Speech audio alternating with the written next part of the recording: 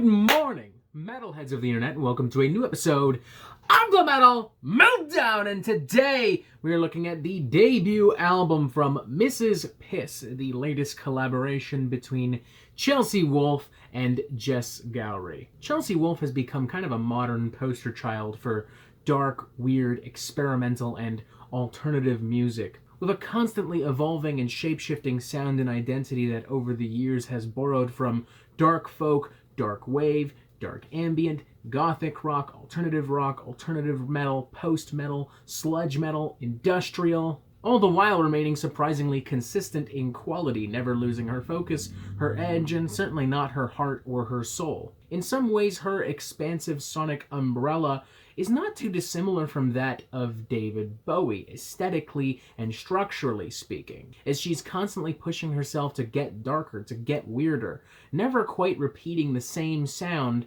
on any two records. And that brings us now to this new project, Mrs. Piss, which sees Chelsea Wolfe working side by side with Horseneck drummer and previous Chelsea Wolfe collaborator Jess Gowrie, to expand on Chelsea's aforementioned sonic umbrella while pushing her into much more primitive and raucous territory. But all things considered, this, aesthetically speaking, has more in common with very late 80s sludge and extreme metal, noise rock, even some grunge in perhaps some of its more melodic moments, bringing to mind a bizarre concoction of Hole, the Melvins, very early White Zombie, very early Nirvana, very early Godflesh, noise rock, post-punk, very harsh industrial music in its most blatantly extreme moments. I'm even reminded aesthetically of some grindcore. I mean, even that album cover, which sees a naked woman literally spelling out the band's name in piss and blood,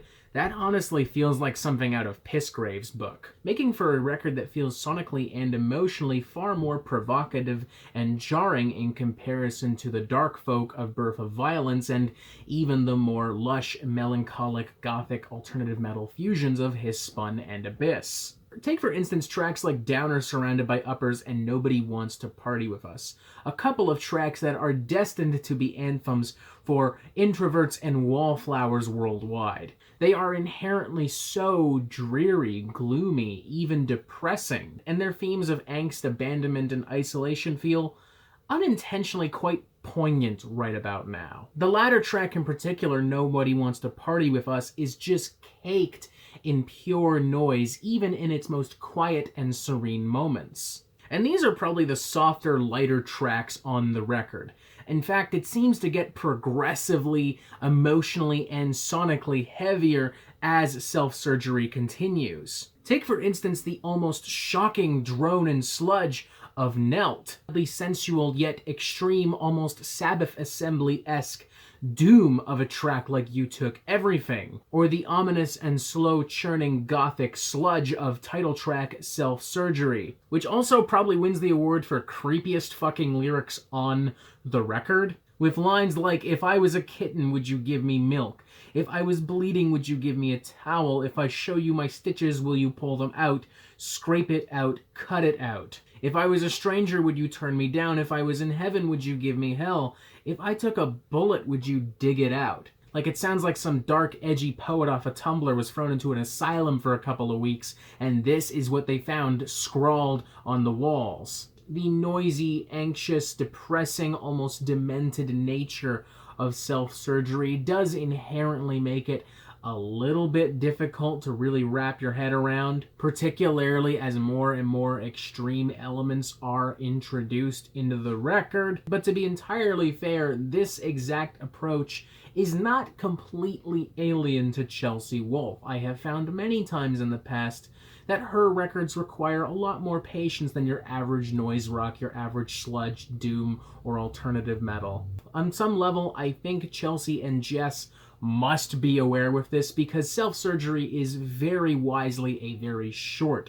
record as well, making it very easy to recommend for repeat listens, as you could probably listen to it 3 times over and it still would not reach the length of some of the extremely bloated records that modern metal bands tend to put out. I would give this album a 3.5 out of 5. While I still prefer records like Hiss Spun and Abyss, I am nonetheless very impressed by how Chelsea and Jess have found a way to revisit those sounds and transform them into something new, something more extreme, something more primitive, something more provocative, something more filthy. It has the vibe of like late 80s and underground rock, almost bordering on the grunge sound itself, to the point where if it was released in that time, I could even picture this being labeled as a grunge record, or at the very least, a huge influence on the grunge movement. I would be very interested to hear more from Mrs. Piss in the future, and I'm genuinely tempted to pick this up on vinyl.